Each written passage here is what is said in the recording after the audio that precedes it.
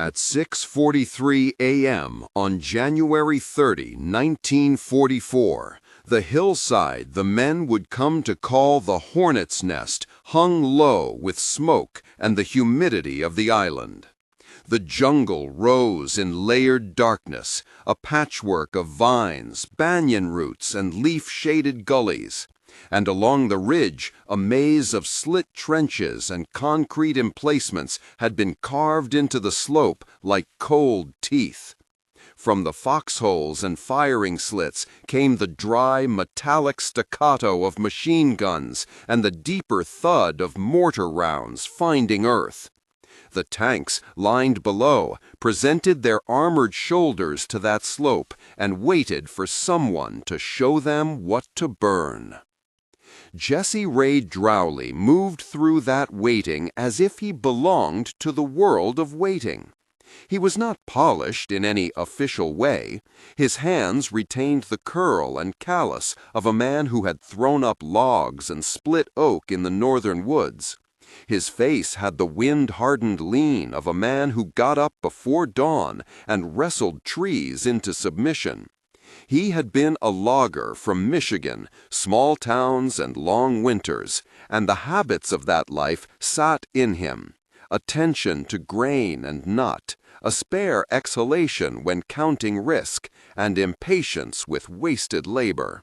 The war had found a way to translate those skills into improvisation and stubbornness. It had also left him with a telegram in his pocket. He kept the paper folded in a way that would not show at a glance, the edges softened by touch. The word on it was built of other people's words, regret to inform. But when he thought of Robert, he thought of the last summers on the lake, of the neighbor's tractor, and a face that laughed too easily. The telegram was both weight and fuel. It explained nothing and everything. It did not turn him into someone larger than he was. It made the small, simple resistances intolerable. Sergeant Carl Rodriguez had watched Jesse for days and found him the kind of man who could be counted on to keep moving when the orders were not enough. Rodriguez's eyes worked like a squad leader's must, assessing, quick to judge terrain and temper. He had been cautious, as any man whose job was to preserve a dozen lives within a chain of command must be. Lieutenant William Harrison sat inside a tank that morning and saw the world through a periscope that liked uniform horizons. Harrison believed in the doctrine he had been taught for flame tank employment, in the science of armor and the geometry of angles. Doctrine was supposed to be enough. Doctrine, as they were learning that month, did not account for the way the enemy could build airfield-length camouflage across a slope and then disappear into a pocket of soil and timber. The problem was simple in description and maddening in practice. Enemy bunkers, camouflaged so well they blended into the hillside, offered patterns of shadow that suckered the tank's line of sight. Machine guns protruded from slits. Flamethrowers could project fire, but if crews couldn't see the slit, they couldn't aim the flame. The infantry tried to root them out and took heavy losses. Artillery pounded the slope and displaced more dirt than enemy. Where shells hit, bunkers could be shaken, but not assuredly silenced. The word circulated along the line. Men were being lost for want of a way to locate and deny the bunkers to their occupants. To Jesse, it was a mechanical problem with a simple human solution. Point where the enemy hides and burn it. He had learned to read wood and light. He knew that the line of a seam, a discoloration in bark, could tell a man where a worm had bored. He thought of the enemy as one might think of a stubborn snag on a logging tract, something that required a closer look, a risky move, and a hard strike. When the assault began that morning, it was in the compressed chorus of everything a soldier can hear. There was the high conversation of gunfire, the wet sibilance of bullets through foliage, the angry bell of tank diesel, the metallic clanks of turret rotation. Napalm burned in a different register, a viscous sound and smell, an almost chemical sweetness that filled mouths and coated the back of the throat. Smoke rolled in sheets, slow and thick, so that at moments the whole battlefield felt like the inside of a kiln. They advanced in fits. Tanks would stop. Crews would peer through narrow slits. The flamethrower would spit a tongue of orange, and nothing would happen because the flame could not find the slit. Men in the open would take fire when they tried to peer over a ridge. Lieutenant Harrison gripped the inside of his cupola with a soldier's concentration and cursed the blindness of the machine. He turned to the radio and barked orders that could not fix eyesight. It was in one of those pauses that Jesse saw a figure lift, clamber, and occupy a place that officers seldom recommended. He stepped up into a tank's track wash of hot air and laid his palm against the steel as if steadied by the thing itself. The crew inside grunted, surprised more than angry. There are rules about who climbs and when and into what on a battlefield, and the rules exist because someone once misjudged a risk and paid for it. Jesse had read those rules before reading the face that needed saving. A burning tank a few yards down the line threw off the light in such a way that the mouth of a bunker was visible, if only for the blink between puffs of smoke. "Don't," Sergeant Rodriguez breathed when Jesse began, an appeal to the chain of command more than protest. His voice had the flatness of a man trying to hold a world together. "I can see," Jesse said. He did not argue doctrine. He offered fact, as a logger might point to a rot that would take a tree down if not cut.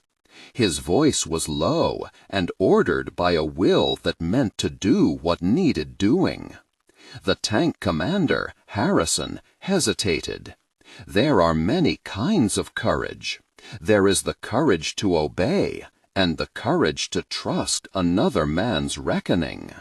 Harrison, with a glance that measured Jesse's face and tried to guess whether the man was mad or necessary, gave a curt hand movement, and the hatch hissed open. Steam and heat and the smell of burnt insulation rushed out. Jesse swung his legs over the turret and planted himself on the fender, braced against a stowage box. From the top, he had a different map than anybody else. Angles, shadow seams across the leaves, the hint where a concrete outline touched soil. His eyes cut a line through the smoke like a saw. "Where?" came a voice from inside, muffled by steel and with a tremor that was more fear than anything else.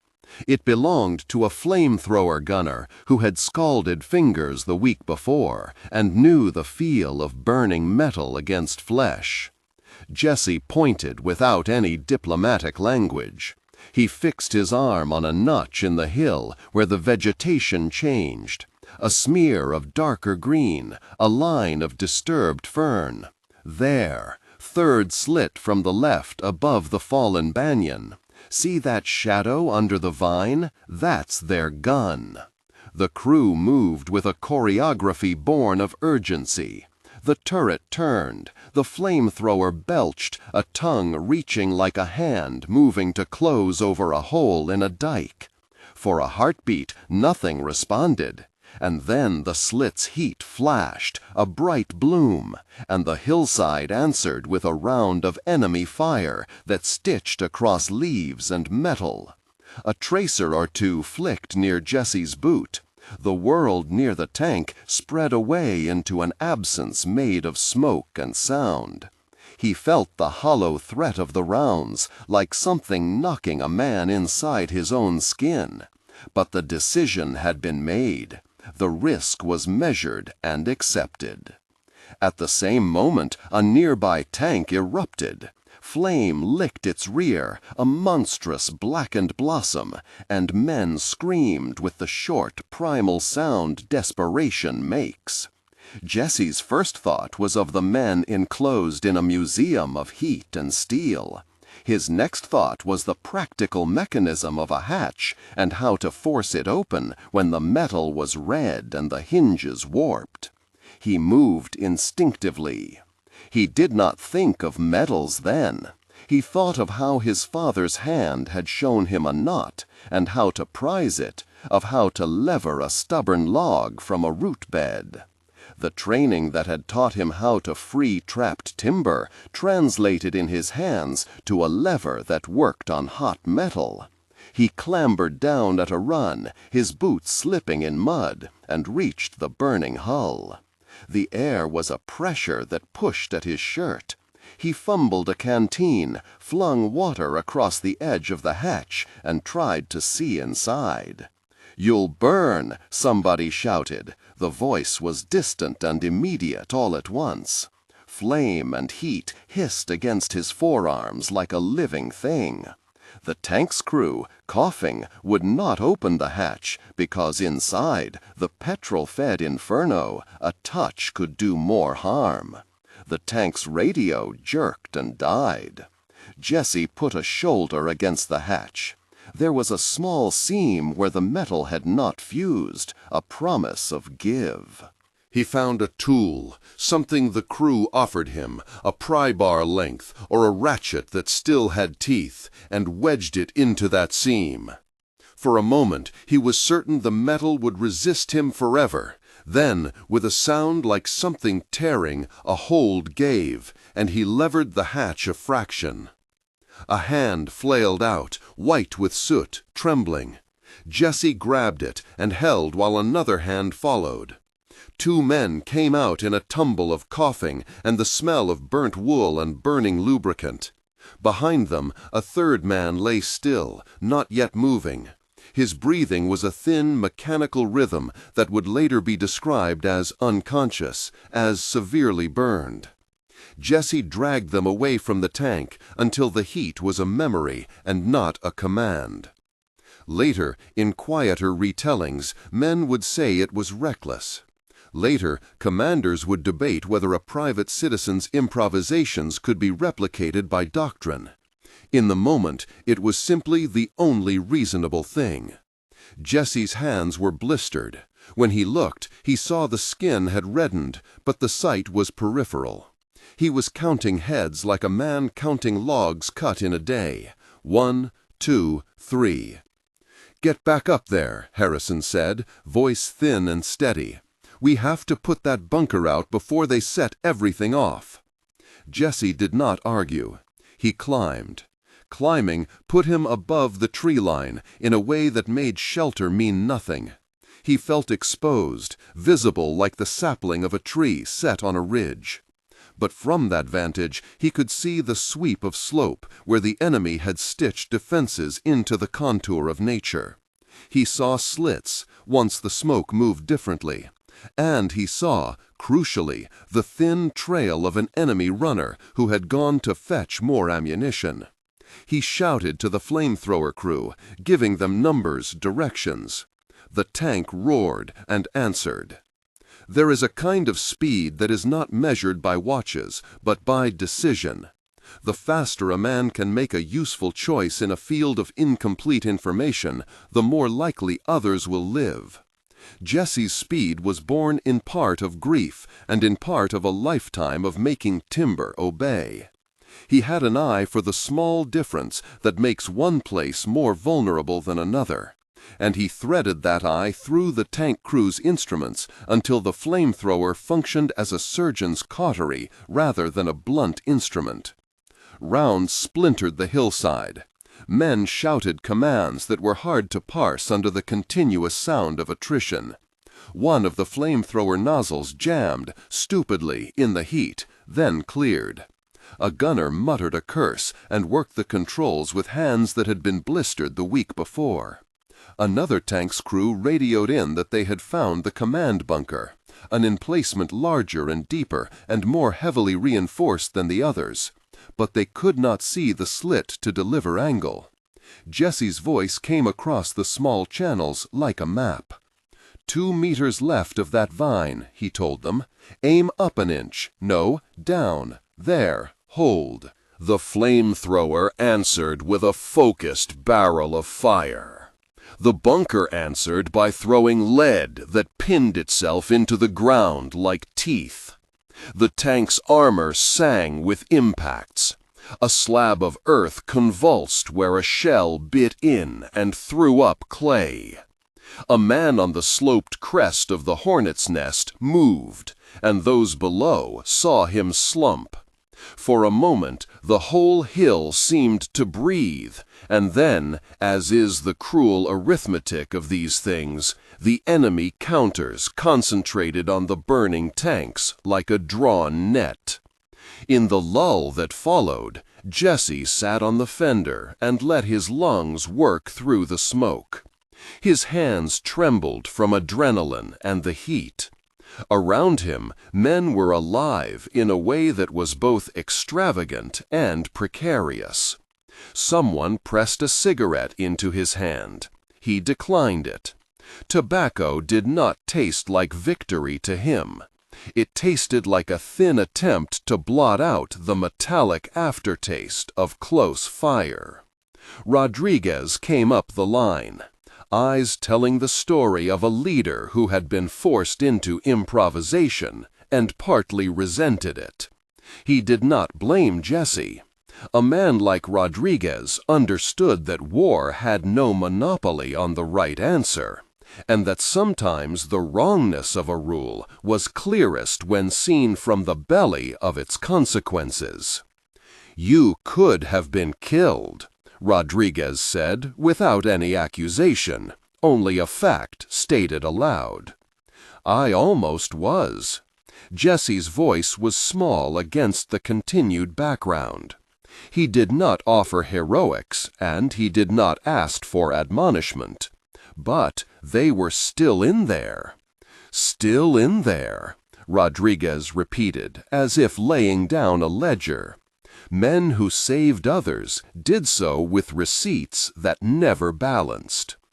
Days later, officers in smelling rooms of air-conditioned headquarters would debate the merits and dangers of having an infantryman serving as an ad hoc tank spotter.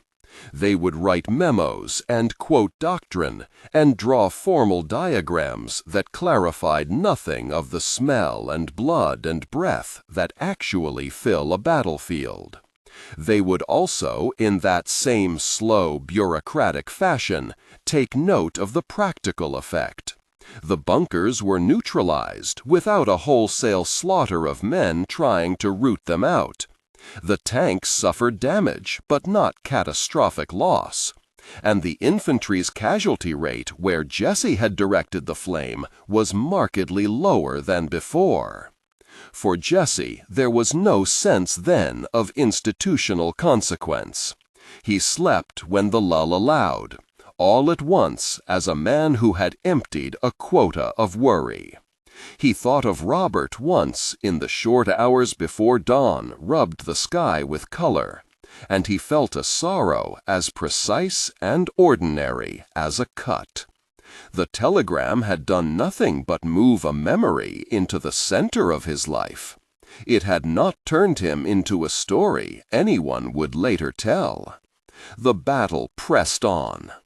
When a lull gave way to another assault, he found himself again a useful measure. He climbed and guided and leaned in to the machine's blunt instruments until they had sharpened into purpose.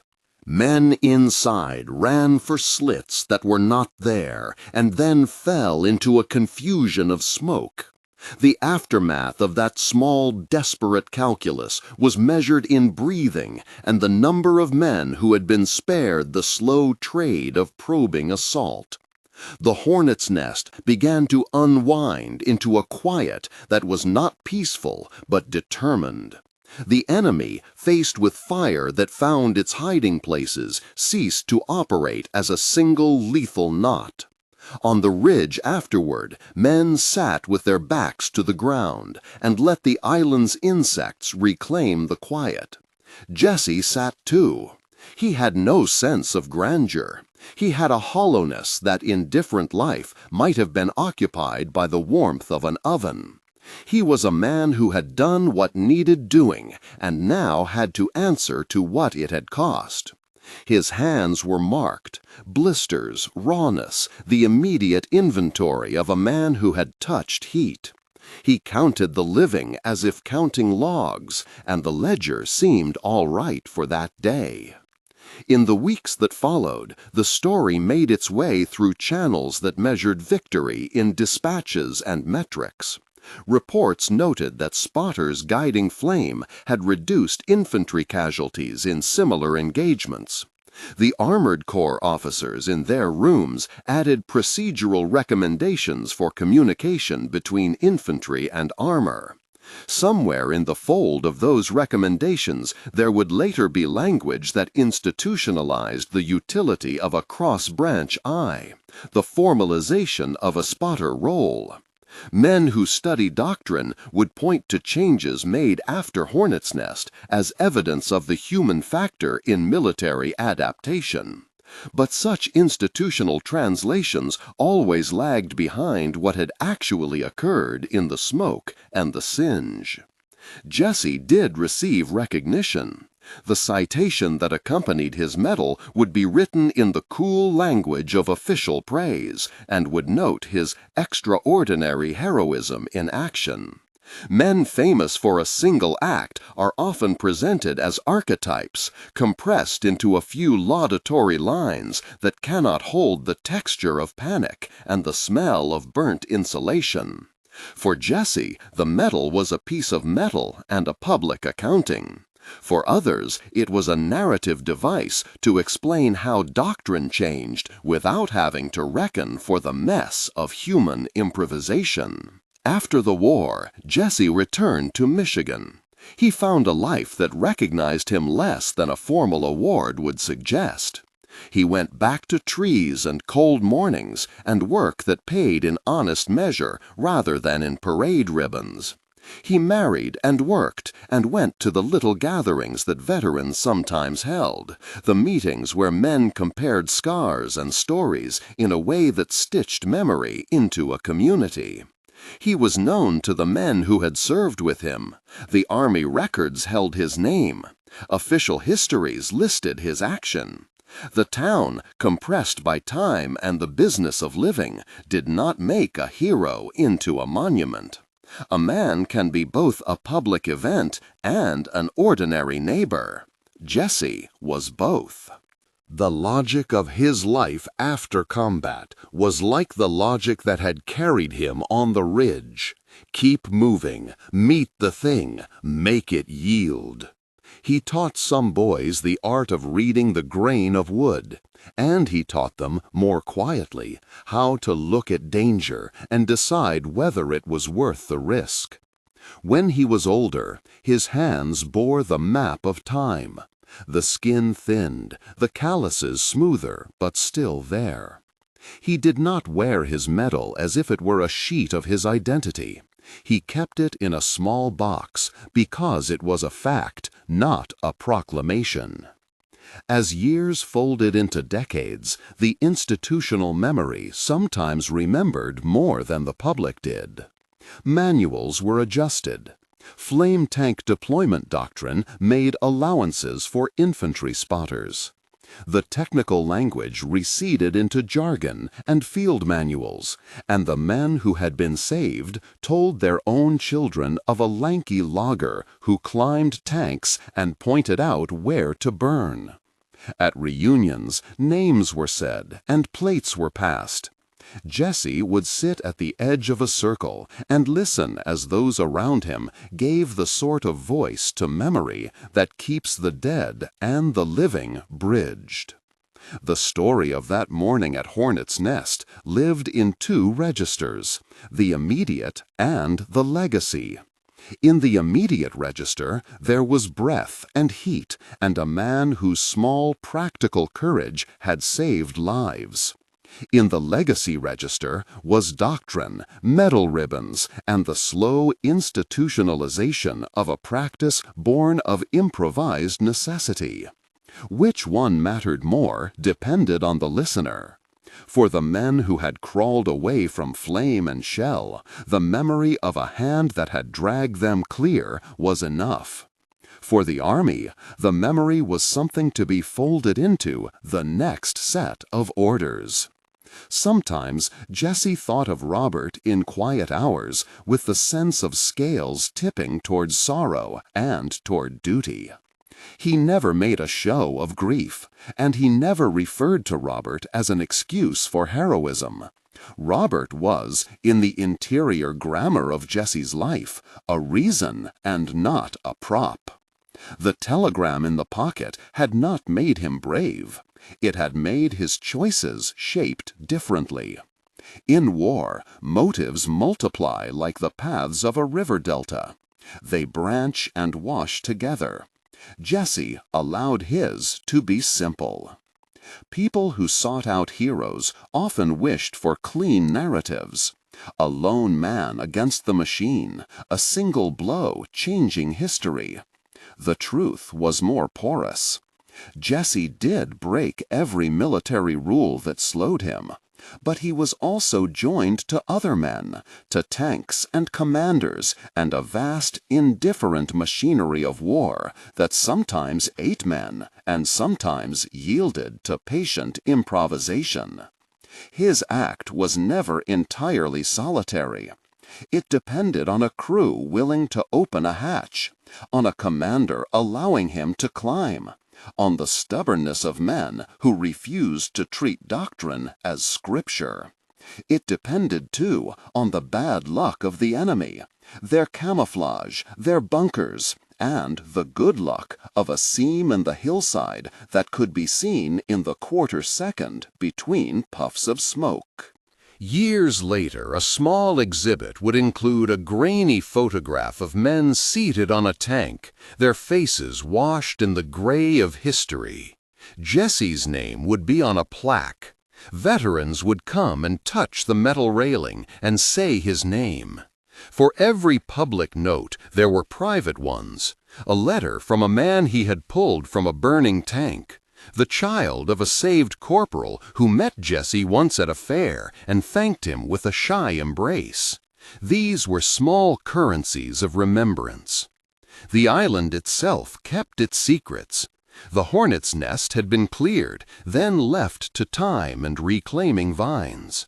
The concrete bunkers caved inward, and moss ate the concrete seams, and the earth smoothed itself over the scars.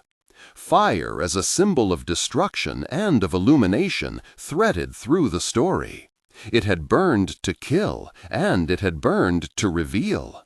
For Jesse, whose life had been shaped by logs and flame and muscle, the symbolism was not literary but practical. Fire was a tool. It was dangerous. It required hands that understood its temper. When asked how he felt about being called a hero, Jesse's answer was simple and measured. "I did what I thought would keep man alive," he would say. "If that looks like something else, that's up to the people who read it."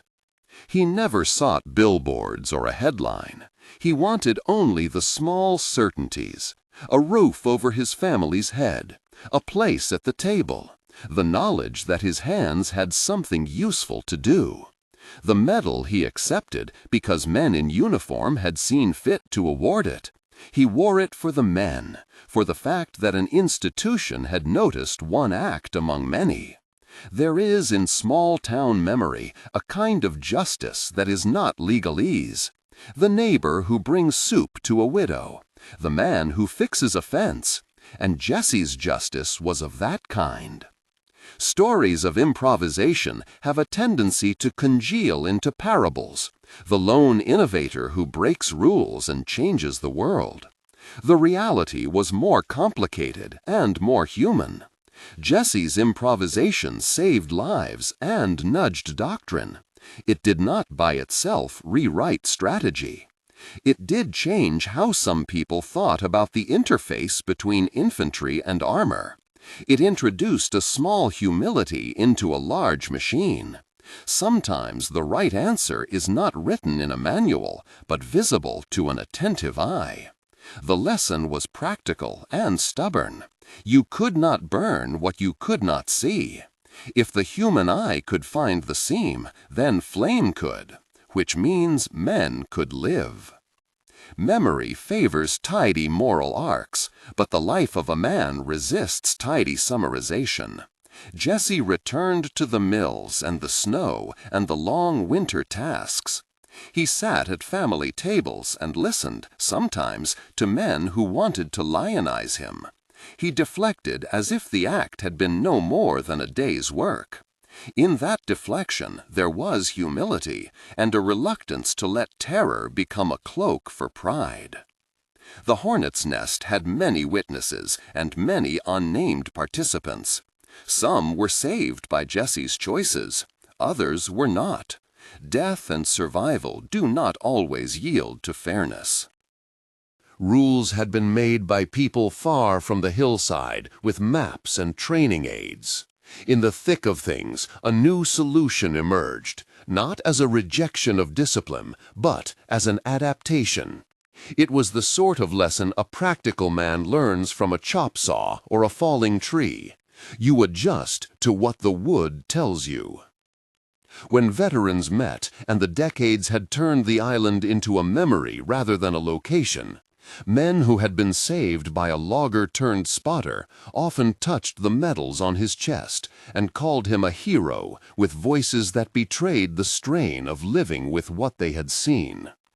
Jesse accepted such thanks with the simplicity of a man who has received kindness often in his life, with a nod, a grunt. Later in life, he received letters, penned notes from younger soldiers, and sometimes from families of those he had saved. They wrote to say that an old man at a reunion had mentioned him, and that their child had been spared because of one dangerous morning. The letters were careful with their praise. They left room for memory's fog. He read them and then folded them into an envelope and put them away. No public monument could hold the heat that day had produced. Memory would try to make sense of it with the cool apparatus of records and citations and nettles. But the smell of smoke and the taste of diesel and the small hard work of opening a hot hatch remained personal. Jesse parried those particularities in his scarred hands and in the way he looked at a tree, and perhaps, in rare moments, in the look he gave his son's son when showing him how to hold an axe. The war changed doctrine, the army adjusted, and the historian's pen later recorded a sequence. Improvised spotter on tank, guided flame neutralized bunkers, doctrine changed. The simplicity of that causal line is useful for lectures and textbooks. It is less useful and less true to the men who lived it. They remembered faces and the particular smell of burning tar, the small gestures and the exact angle of a pointing arm. Jesse Ray Drowley died with his medals kept safe in a drawer, and with the knowledge that he had saved men who might have died that morning on the ridge. His name appears in lists of those recognized for valor. For some, that is enough. For others, the story remains a private ledger of gratitude. Men who study innovation in war often point to the moment when rules are bent and new practice is born. Jesse's action was one such moment, a practical answer to a tactical problem. Yet the more enduring truth is smaller. An ordinary man, with the habits of his trade and the rawness of personal loss, refused to accept unnecessary sacrifice. He climbed, he pointed, and he dragged men from fire. Those are the acts that make a living legend, not the legend itself, but the hands that performed the saving. The hornet's nest faded into jungle and then to memory. Doctrine adopted a new marginal note and later a form that would help other men live. Jesse kept cutting trees and fixed fences, and at reunions let others tell the story while he listened, turning the metal in his pocket now and then like a small, heavy thought. The men who had been there remembered him differently. The friend who had pulled them from an inferno, the man who had broken rules to save lives, the neighbor who returned to the quiet field. The history books would sometimes compress his complexity into a single headline. He broke every military rule and became a living legend. The truth, messy and human and far richer than a headline, was that on a humid morning in January, a man with calloused hands looked at a problem, measured risk, and acted. In doing so, he changed the lives of men around him and nudged an institution toward recognizing the importance of human sight in the machinery of war. That is a quieter kind of immortality, made of deeds rather than of monuments. The island quieted, and the men aged. The bunkers crumbled, and the stories endured, some in the form of doctrinal amendments, some in the form of medals, and some in the battered memories of veterans sitting around an aluminum table passing a cup and a cigarette. Jesse never wished to be a martyr of memory. He wanted simply to be a man who had done what he thought right and returned home to the ordinary work that steadied him. On the anniversary of that morning, some men would gather and stand where they could, and look at a slope that no longer bore the immediate scars of battle. They would speak in low voices and touch older scars. They would remember a logger who climbed a tank and pointed to a seam in the hill, and they would pass the work of remembering down like a tool. For those who knew the cost, the remembering was not a parade, but a duty. It is easy to award a medal and leave it at that. It is harder to hold the memory steady and to teach the next generation that human eyes and human judgment matter when the rules do not yet anticipate the shape of human danger. Jesse's real legacy, perhaps, was less the ribbon and more the modest and stubborn insistence that a man could change an outcome by seeing what others did not, and by acting on that vision even when the rules said otherwise. He became a living legend not because he wanted it, but because of what he had done, and because other men, those who had been saved, and those who studied the cost of battle, kept telling the story in ways that mattered to them. The jungle swallowed the physical evidence in years, but it could not swallow the choice. On that ridge at 6:43 a.m., a choice was made. Men lived because of it. The rest of the world, slower and more orderly, would take its time to notice and to codify and to recognize. For Jesse, the measure of the morning was in the lives that continued after it, and in a quiet life that kept his hands busy and his head bowed to the small labors of peace. The men who had been pulled from the fire did not all speak of the same thing when they spoke of Jesse. Some spoke of the smell of tar and smoke, and the way the air had a thickness to it that made voices sound like they came from the bottom of a well. Some spoke of the precise angle of his arm when he motioned them down the slope, and how that motion had been a kind of instruction more forceful than command. Others, quieter, only mentioned the way he smelled of sawdust and the seasons. Because the memory of a man is never only the moment he became a hero, but also the ordinary things that anchor him. The scent of a body, the cadence of a walk, the way a laugh caught on the back of a name. In kitchens and at barbecues, in small-town town halls, and at the aluminum tables of veterans' clubs, the story was told with adjustments that suited the teller. A school teacher who had been carried down the ridge would, years later, point with his chalk at maps and say the same thing in a different voice. "Look here, you must see what is not on the map." He taught that to boys who would go on to work in factories and to men who would take census rolls and care for younger brothers. A hospital surgeon, once a stretcher-bearer who felt Jesse's hands lift him among the burning bodies, kept a small ragged photograph in his office and, before an operation, would sometimes find his hand drifting to it as though to recall steadiness.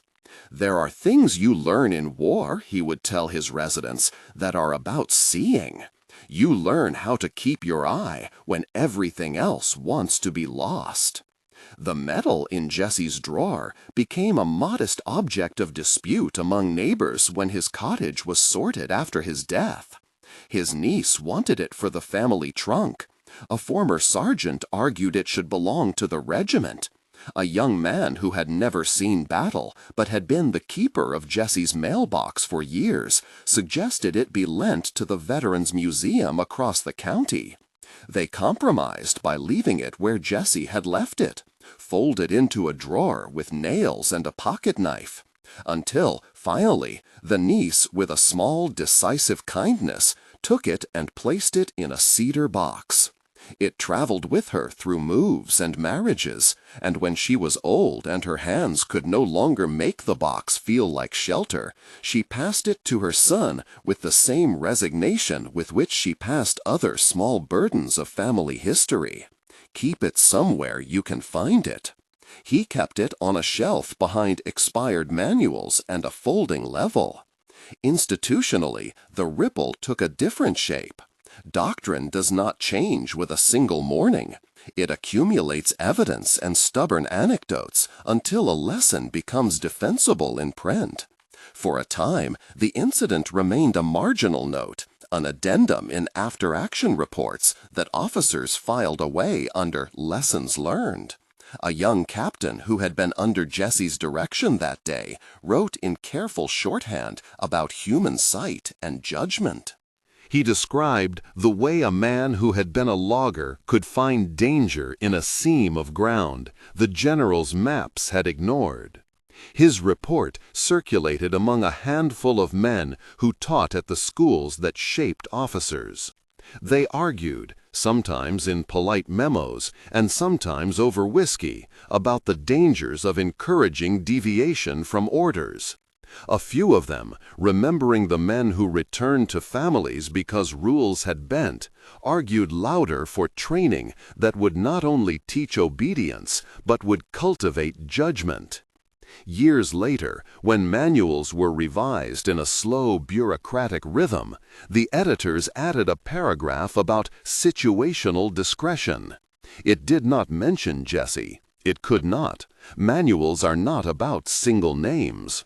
Yet the idea that a junior man's sight might override a rigid procedure in rare and immediate danger was folded into an appendix and later into a short lecture that instructors gave to platoon leaders. The footnote read like the kind of small mercy the military sometimes affords itself, an acknowledgement that rules must bend around life. The living were fewer each year. At reunions, they sat in folding chairs and told their story with the care of men who mend things. They argued over the exact year of a photograph, over whether the smoke rose straight up or slid like a curtain. A boy who had grown up hearing the tale from his grandfather's lips came to listen one summer. He had never seen war. He had 2 degrees and a job that paid well and steady. But he sat and learned with the attention of someone being instructed in a craft. Later, when his own life tempted him toward a complacency that mistakes order for certainty, he would find himself thinking of a ridge at 6:43 and of a man with calloused hands who trusted his sight. There were, too, strangers who found the story and did not know how to keep it. A young historian working at a university press came upon the file cabinet reports and the old letters and wrote a careful piece about the intersection of procedure and humanity. He spoke to survivors carefully and attended a few reunions. His article ran in a journal that read by a handful of readers who themselves taught doctrine. From those readers, the story leaned on its small network of believers and in time moved a little wider. A pamphlet here, an oral history there, and someday a case study in a class about command decisions. The life of the event defied the comfortable illusions of fame. It remained useful, not spectacular. Usefulness, perhaps, is the truest inheritance of Jesse's morning. The man who had been saved went on to lives that bore its mark in practical ways. One opened a garage and became a man who saved lives by removing mangled metal and teaching teenagers how to change spark plugs without gas tanks exploding.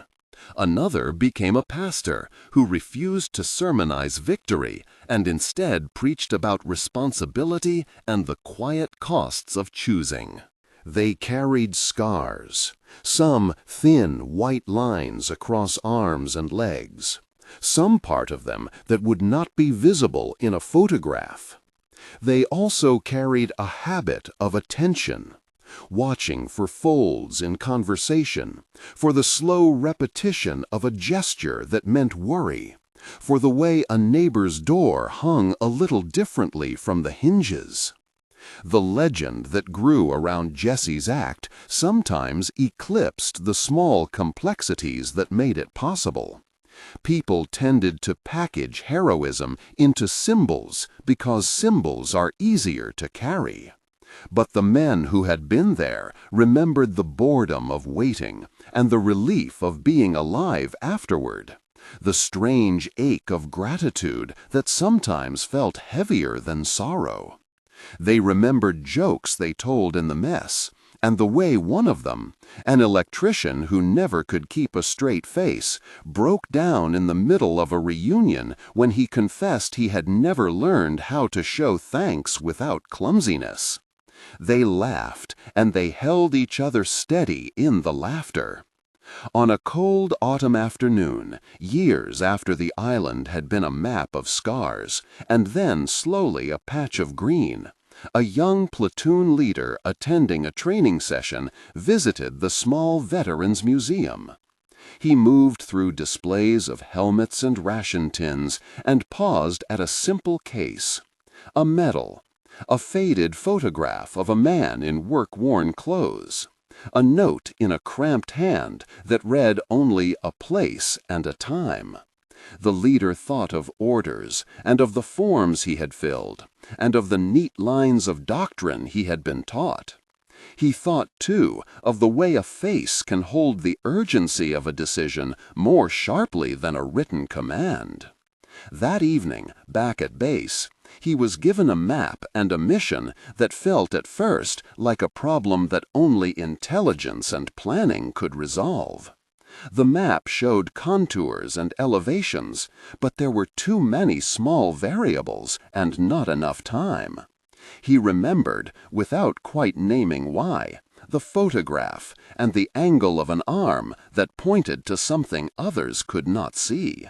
He closed his eyes and tried to imagine standing on a rise with smoke in his face and men below him waiting. The command would have been easier had he followed each checkbox of the manual. It would have felt safer on paper. Instead, he folded the map and sent a patrol into a direction his orders did not exact, but his sight suggested. Small choices, kept and repeated in the world, alter the future in increments. They are not always neat or morally unambiguous. Sometimes they cost a man his career, or earn him nothing but a quiet night's sleep. Sometimes they change the shape of a life. The museum light, low and steady, shone on the metal in the glass. Outside, the wind moved the flags on their poles, sensible and indifferent. In warm kitchens, and in training classes, and in the dull rooms where manuals were revised, people continued to notice things that official lines could not capture. They looked, and then they chose.